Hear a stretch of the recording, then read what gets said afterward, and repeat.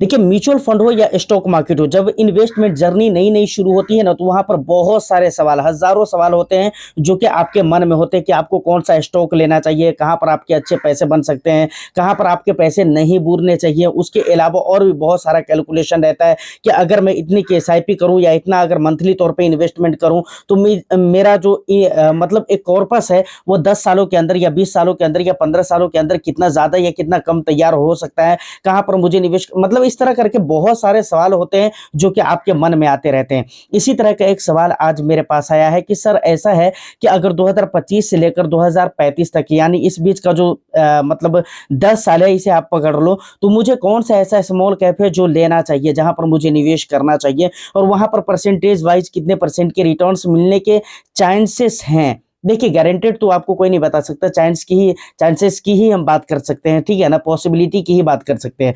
तो कौन सा ऐसा फंड है जो हमें लेना चाहिए और वहां पर कितने रिटर्न्स मिल सकते हैं, हमारे अमाउंट कितने हो सकते हैं, ये तमाम तर कैलकुलेशन बिल्कुल लाइव मैं आपको दिखलाने वाला हूं। फंड के ऊपर भी बात करेंगे, रिव्यू भी करेंगे, उसके अलावा हम कैलकुलेशन को भी देखेंगे।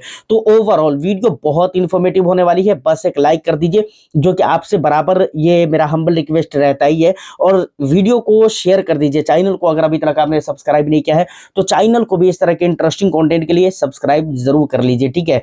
सर डायरेक्ट हम मुद्दे के ऊपर आते हैं और कोई टाइम वाइम खराब करते नहीं है, डायरेक्ट हम चलते हैं मेन स्क्रीन के ऊपर। सबसे पहले हम ये देखते हैं कि फॉन्ट आपको कौन सा लेना चाहिए। ये मैं जो बात कर रहा हूं ऐसा नहीं, मेरी तरफ से सजेशन है, लेकिन अगर आपकी जगह अगर मैं होता तो कौन सा फंड लेता, वो चीज मैं आपको बता रहा हूं। मैं अपना पर्सनल ओपिनियन सिर्फ आपके साथ शेयर कर रहा हूं, इससे आपको एक आइडिया मिल जाएगा, ठीक है ना। बट मैं आपको ये नहीं कहना चाह रहा हूं कि आपको यही फंड लेना ही चाहिए, मेरी तरफ से रिकमेंडेशन और सजेशन नहीं है, ठीक है। सबसे पहले चलिए मेन स्क्रीन के ऊपर, वहां पर हम तीनों फंड को देख लेते हैं, रिटर्न्स, परफॉर्म, उसके अलावा फिर हम आगे की बातें करते हैं। चलिए, तो फाइनली हम आ चुके हैं अपने मेन स्क्रीन के ऊपर। अब यहाँ पर तीनों ही फंड आपको एक दूसरे के बाद शो हो रहा है। यहाँ पर निप्पॉन इंडिया है, और उसके बाद यहाँ पर टाटा स्मॉल कैप फंड है, और यहाँ पर बंधन स्मॉल कैप फंड है। तो नाम आपको पता चल चुका कि भाई कितना सीरियस फंड है, और आपको इन फंड्स के बारे में पर्टिकुलर मालूम भी होगा कि भाई अलग अलग लेवल पे, अपने अपने लेवल पर अच्छा खासा ये फंड्स परफॉर्म कर रहे हैं। अब जरा कुछ डिटेल्स है जिसे हम रीड कर ले, तो उसके बाद फिर हम आगे की बातें करेंगे। देखिए, सबसे पहले अगर हम एज देखें तो 12 साल हो चुके हैं। किसके हो चुके हैं? निप्पॉन इंडिया के 12 साल कंप्लीट हो चुके हैं। उसके बाद टाटा के देखें तो सिर्फ 6 साल कंप्लीट हुए हैं। उसके बाद यहाँ पर बंधन देखें तो इसके सिर्फ 5 साल कंप्लीट हुए हैं, ठीक है। उसके बाद अगर फंड साइज देखेंगे तो 64,000 करोड़ का फंड साइज यहाँ पर मतलब निप्पॉन में देखने को मिल जाता है। टाटा में बात करें तो 11,416 करोड़ है। उसके बाद यहाँ पर 14,000 का फंड साइज है बंधन के अंदर। उसके बाद आप आएंगे तो यहाँ पर रिटर्न्स आपको देखने को मिल जाते हैं। बहुत ही इंटरेस्टिंग बात है, जो शॉर्ट ड्यूरेशन का रिटर्न है वो हमारे लिए इंपॉर्टेंट नहीं होता है, इस बात को याद रखिए। अब अगर पिछले 1 ईयर का रिटर्न्स देखेंगे तो यहाँ पर आपको माइनस में रिटर्न शो हो रहे हैं। लगभग लगभग हर फंड्स के माइनस में ही जा रहे हैं। सिर्फ थोड़ा सा यहाँ पर 0.27% का रिटर्न्स बंधन में पिछले 1 ईयर में आपको देखने को मिल रहा है। बाकी अगर आप निप्पॉन की बात करें या फिर टाटा की बात करें तो दोनों जगह पे आप देख सकते हैं 4-5% के माइनस में दोनों ही जा रहे हैं। पिछले 1 ईयर का जो डेटा रहा है वो यकीनन यार बहुत ही खराब रहा है। वो खैर आपको बताने की जरूरत नहीं है, मार्केट के अंदर अगर आप बने हुए हैं तो ऑफकोर्स आपको पता ही होगा, उसमें कोई डाउट नहीं है। उसके बाद पिछले 3 ईयर्स का डेटा अगर देखेंगे तो 24% का रिटर्न्स दिया है, लगभग 24.5% का रिटर्न्स निप्पॉन इंडिया ने दिया है। उसके बाद अगर टाटा की बात करें तो 23%, लगभग लगभग 23%, क्योंकि 22.92% का रिटर्न्स है, तो लगभग हम 23 ही इसको पकड़ कर चलते हैं कितने का रिटर्न्स इसने दिया है। और सबसे ज्यादा रिटर्न्स यहाँ पर बंधन स्मॉल कैप बना रहा है, 31.62% का रिटर्न्स देकर रखा हुआ है पिछले 3 ईयर्स के अंदर। उसके बाद अगर पिछले 5 ईयर्स में बात करें तो यहाँ पर 32% का रिटर्न्स देखने को मिल जाता है निप्पॉन का, टाटा का 31% का रिटर्न्स, और यहाँ पर भी मतलब बंधन का भी 32% का रिटर्न्स देखने को मिल जाता है। अगर हम बात करें निप्पॉन का तो लॉन्ग ड्यूरेशन में मतलब पिछले 5 ईयर्स में देखें तो लगभग 33% का रिटर्न्स, लगभग मैं इसीलिए बोल रहा हूँ, जहां पर मैं लगभग बोल रहा हूँ तो समझ जाइएगा कुछ कम या कुछ ज्यादा है, ठीक है। 32-33% का रिटर्न्स यहाँ पर देखकर रखा हुआ है। तो ऑफकोर्स लॉन्ग ड्यूरेशन में निप्पॉन इंडिया का जो रिटर्न्स है वो बहुत ही हेवी रिटर्न्स है, और निप्पॉन इंडिया का रिटर्न्स इसके अलावा के टाइम ड्यूरेशन में, इसे लॉन्ग टाइम ड्यूरेशन में देखेंगे तो वहां पर भी आपको अच्छे नजर आएंगे। उसके बाद यहाँ पर रिस्क रेशियोज वगैरह देखने को मिल जाते हैं जो कि आप रीड कर सकते हैं। यहाँ पर हम तीनों ही ही फंड के जो टॉप 3 सेक्टर्स हैं उन्हें जरा हम देख लेते हैं। सबसे पहले अगर हम बात करें यहाँ पर निप्पॉन के, तो यहाँ पर कैपिटल गुड्स है जहां पर 16.11% पैसे निवेश किए जा रहे हैं इसके एयूएम के, ठीक है। उसके बाद दूसरे नंबर पे फिनेंशियल है, तीसरे नंबर पे सर्विसेज है। और यहाँ पर अगर टाटा में देखें तो यहाँ पर आपको सर्विसेज देखने को मिल जा रहे हैं सबसे पहले नंबर पे, और उसके बाद क्या कहते हैं दूसरे नंबर पे केमिकल्स है, और तीसरे नंबर पे मेटल्स एंड मिनिंग है, ठीक है। यहाँ पर अगर देखें तो फिनेंशियल है, हेल्थ केयर है, सर्विसेज है। तो सर्विसेज एक ऐसा इंपॉर्टेंट सेक्टर है इंडिया की ग्रोथ के लिए, इंडिया के लिए। अब देखें तो तीनों ही जगह पे ये टॉप 3 सेक्टर्स के अंदर हैं ही हैं, ठीक है ना। कहीं पर पहले नंबर पे, कहीं पर तीसरे नंबर पे, लेकिन टॉप 3 सेक्टर के अंदर जरूर ही आ रहा है। उसके बाद यहाँ पर कंपनीज वगैरह की डिटेल्स दिए गए हैं जिसे आप रीड कर सकते हैं। अब एक बहुत ही महत्वपूर्ण चीज है कि भाई इक्विटी के अंदर किस फंड का कितना ज्यादा पोर्शन है या कितना कम है, और डेट के अंदर क्या है। और उसके अलावा एक चीज और भी है जो कि मैं आगे अभी बात करने वाला हूं। देखिए सबसे पहले निप्पॉन का देखें तो 94.92% इसके एयूएम का इक्विटी के अंदर यानी प्योर इक्विटी के अंदर निवेश किया जा रहा है, equity and equity related instrument के अंदर निवेश किए जा रहे हैं, ठीक है, ओके। उसके बाद अगर हम बात करें दूसरे नंबर पे टाटा के, तो 87.48% पैसे इसके एयूएम के equity and equity related instrument के अंदर इन्वेस्टमेंट किए जा रहे हैं। उसके बाद बंधन की अगर मैं बात करूं तो बंधन में यहाँ पर आप देख सकते हैं 87.78% पैसे इसके एयूएम के इक्विटी एंड इक्विटी रिलेटेड मतलब इंस्ट्रूमेंट में निवेश किया जा रहा है। उसके बाद यहाँ पर आप देखेंगे तो भाई यहाँ पर एक्सपेंस आ जाते हैं, 0.64% के एक्सपेंस आपको देखने को मिलते हैं कहाँ पर, निप्पॉन के अंदर। यकीनन यहाँ पर अगर आप देखें तो एक्सपेंस ज्यादा जरूर है तीनों ही फंड में, लेकिन यहाँ पर रिटर्न्स भी सबसे हेवी बना कर दिया लॉन्ग ड्यूरेशन के एंगल से अगर आप देखें तो। उसके बाद टाटा के देखें तो काफी सस्ता है, 0.33% का एक्सपेंस देखने को मिल जाता है। यहाँ पर बंधन का देखेंगे तो 0.41% का एक्सपेंस देखने को मिल जाता है। उसके बाद एग्जिट लोड देखें तो अलग अलग टाइम ड्यूरेशन में यहाँ 1 ईयर का एग्जिट लोड है, 1 ईयर। उसके बाद यहाँ पर जीरो मतलब वहां पर भी 1 ईयर, ठीक है, वो अलग अलग कंडीशन दिया हुआ है वहां पर, ठीक है। उसके बाद यहाँ पर भी देखें तो 1 ईयर का एग्जिट लोड आपको देखने को मिल जाता है, कोई भी लॉक इन पीरियड वगैरह कहीं पर भी नहीं है। उसके बाद अगर हम बात करें तो यहाँ पर Nifty small cap, Nifty small cap, BSE small cap, मतलब अगर टाटा की अगर बात करें जाए और निप्पॉन की बात करें तो दोनों के इंडेक्स सेम ही है, बेंचमार्क इंडेक्स जिसे हम कहते हैं वो सेम है।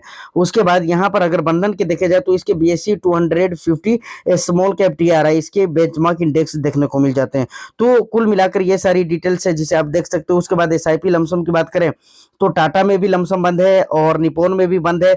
यहाँ पर सिर्फ एक फंड है बंधन में, तो बंधन में आप लमसम और एसआईपी दोनों से कर सकते हैं। अच्छी बात यह है कि यहाँ पर आप लमसम 1000 रुपये से भी कर सकते हैं क्योंकि ऐसा देकर रखा हुआ है। तो फाइनली यहाँ तक जो भी डिटेल्स थे फंड्स के बारे में, स्कीम के बारे में, वो आपने जान लिया, नाम जान लिया है, परफॉर्म जान लिया है। इसके अलावा बहुत सारी चीज़ों को आपने देखा है, लाइव देखा है, तो बहुत सारा आइडिया यहाँ पर आपको मिल चुका होगा इन फंड्स के बारे में। अब ज़रा हम देख लेते हैं कि अगर हम 10,000 रुपये की मंथली एसआईपी करते हैं 10 सालों तक या इसके अलावा अलग अलग टाइम ड्यूरेशन में, तो हमारा कितने का कॉर्पस तैयार हो सकता है। ज़रा इस कैलकुलेशन को भी हम देख ही लेते हैं, उसके बाद फिर हम आगे की बातें करेंगे। देखिए यहाँ पर एसआईपी कैलकुलेटर ओपन हो जाता है, यहाँ पर लिखा हुआ है, आप देख सकते हैं यहाँ पर मंथली इन्वेस्टमेंट अमाउंट हम 10,000 रुपये मान लेते हैं, 10,000 रुपये मान लेते हैं, ठीक है, 1 दाएं 11,000 10,000, 10,000 रुपये मान लेते हैं। इन्वेस्टमेंट पीरियड कितने सालों के लिए होने वाले हैं, 2025 से 2035 तक है, तो मान लीजिए कि 10 साल हम मान लेते हैं, ठीक है ना, 10 साल मान लेते हैं। रिटर्न्स हम कितने का मानकर चले, रिटर्न्स हम यहाँ पर 20% का मानकर चलते हैं, 20% का रिटर्न मानकर चलते हैं। देखिए अब यहाँ पर ऐसा आपको लग सकता है कि भाई 20% का रिटर्न ऐसा थोड़ी है कि मिल जाएगा 10 सालों में, तो भाई मिला है।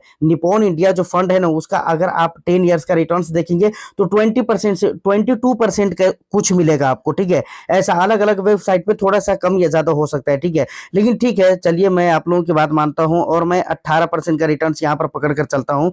मैंने कैलकुलेट के ऊपर क्लिक कर दिया तो इस तरह के क्या कहते हैं कि डेटा निकलकर आपके सामने आ जाते हैं, ठीक है ना।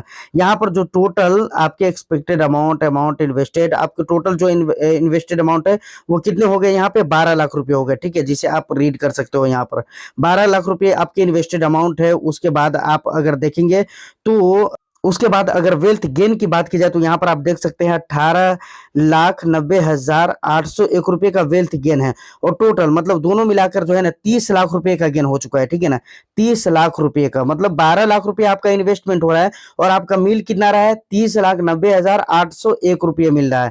तो ये बहुत कम बड़ा रकम नहीं है। उसके बाद अगर हम टाइम ड्यूरेशन को यहाँ पर हम बढ़ा देते हैं, अगर हम कर देते हैं 15 साल, तो रिजल्ट कुछ और ही निकल कर आ जाएगा। कैलकुलेट पर हमने क्लिक कर दिया है तो अब आप देख सकते हैं कि 62 लाख रुपए का कॉर्पस और टोटल मिलाकर जो है ना आपका 80 लाख रुपए का कॉर्पस तैयार हो रहा है। 62 लाख रुपए सिर्फ गेन हो रहा है, आपके 18 लाख रुपए इन्वेस्टेड अमाउंट हो जाएंगे और यहाँ पर 80,11,97 रुपये ये आपके टोटल अमाउंट हो जाएंगे, मतलब ये दोनों मिलाकर, ठीक है ना। इसी तरीके से टाइम ड्यूरेशन या परसेंटेज यहाँ पर चेंज होगा तो ये कैलकुलेशन चेंज होता हुआ चलेगा, चल जाएगा और इसमें आप कमी या ज्यादा कर सकते हैं, ये आपके ऊपर डिपेंड करता है। लेकिन ये सिर्फ हम कैलकुलेशन करने के लिए बात कर रहे हैं, बाकी रिटर्न्स यहाँ पर फिक्स नहीं। मैं ये नहीं कह रहा हूं कि इतने का रिटर्न्स आपको मिल ही जाएगा, कुछ कम या कुछ ज्यादा नहीं होगा। ये डिपेंड करता है मल्टीपल चीजों के ऊपर, ठीक है, मार्केट सिचुएशन, उसके अलावा और भी दूसरी चीजें जिनके ऊपर आपके रिटर्न्स डिपेंड करते हैं। तो आने वाले 10 साल में अच्छे रिटर्न्स भी बन सकते हैं और खराब भी बन सकते हैं, ठीक है। लेकिन चांसेस तो ये है कि अच्छे बनेंगे क्योंकि हमारी जो इकोनॉमी है वो आपको पता है कि भाई ग्रोइंग इकोनॉमी है, ठीक है। फाइनली कैलकुलेशन आपने देख लिया है, अब यहाँ तक काफी सारी बातों का आइडिया आपको मिल चुका होगा। देखिए अब आप एक चीज और भी मैं आपको बताना चाहूंगा। देखिए म्यूचुअल फंड इंडस्ट्री के अंदर, इंडिया के अंदर अगर आप देखें तो कई सारे ऐसे स्मॉल कैप हैं, लेकिन मैंने उनको नहीं लिया है। मैं एक बहुत पुराना फंड लिया हूँ, निपॉन। आज भी उसका परफॉर्म बहुत ही अच्छा है और लॉन्ग ड्यूरेशन में देखिए, शॉर्ट ड्यूरेशन की रिटर्न्स के एंगल से मेरे को नहीं देखना चाहिए किसी भी फंड को, ठीक है ना। और मैं ये बराबर कहता हूं कि खास तौर से जो नए निवेशक है वो लोग जो इनएफओ के पीछे भागते रहते हैं या नए नए फंड निकलते हैं, अगर वो 1 साल के अंदर 6 महीने के अंदर अगर ज्यादा रिटर्न्स बनाकर दे दे तो लोग उसके ऊपर अट्रैक्ट होने लगते हैं, उसकी तरफ अट्रैक्ट होने लगते हैं। तो मैं ये कहता हूं ऑलरेडी जब मार्केट के अंदर बहुत सारे फंड सही हैं, जिनके परफॉर्म अच्छे हैं, जिनके डेटा अवेलेबल हैं, जिसे आप रीड कर सकते हो, पढ़ सकते हो, तो फिर आप नए फंड के पीछे भागी क्यों रहे हैं, ठीक है। मैं आपकी ये बात भी मानूंगा कि भाई अगर नए फंड के पीछे इन्वेस्टर्स नहीं भागेंगे तो नए फंड के अंदर पैसे कैसे आएगा, नया फंड ग्रो कैसे करेगा। तो ठीक है, लेकिन आप नए हो तो आप तो मत भागो ना, कम से कम आप पुराने फंड के अंदर हो। और पुराना फंड ऐसा नहीं है कि उसका परफॉर्म खराब हो जाता है। जैसे निपॉन की अगर मैं बात करूं तो काफी पुराना फंड है, 10-12 साल हो चुका है, ठीक है। उसके बाद भी परफॉर्म खराब नहीं हुआ है। लॉन्ग ड्यूरेशन के एंगल से अगर रिटर्न्स देखे तो आज भी निपॉन इंडिया का रिटर्न्स मुझे लगता है कि बहुत ही बेटर रिटर्न्स है, बहुत ही बेटर रिटर्न्स। तो ये 3 फंड्स हैं जो कि मुझे अच्छे लगते हैं। मुझे लगता है कि 2025 से 35 तक के लिए आप यहाँ पर इन्वेस्टमेंट कर सकते हो, ठीक है ना। बट आपका अगर कुछ अलग ही ओपिनियन है तो वो भी आप मुझे कमेंट सेक्शन में बता दीजिएगा। उम्मीद करता हूँ कि वीडियो इन्फॉर्मेशन आपको अच्छा लगा हो तो बस एक लाइक करके शेयर कर दीजिए। चैनल को अगर अभी तक आपने सब्सक्राइब नहीं किया तो चैनल को भी जरूर सब्सक्राइब कर ले। मैं फिर मिलता हूँ किसी नेक्स्ट एंड इंटरेस्टिंग वीडियो में, जब तक के लिए all the best. Thank you for watching.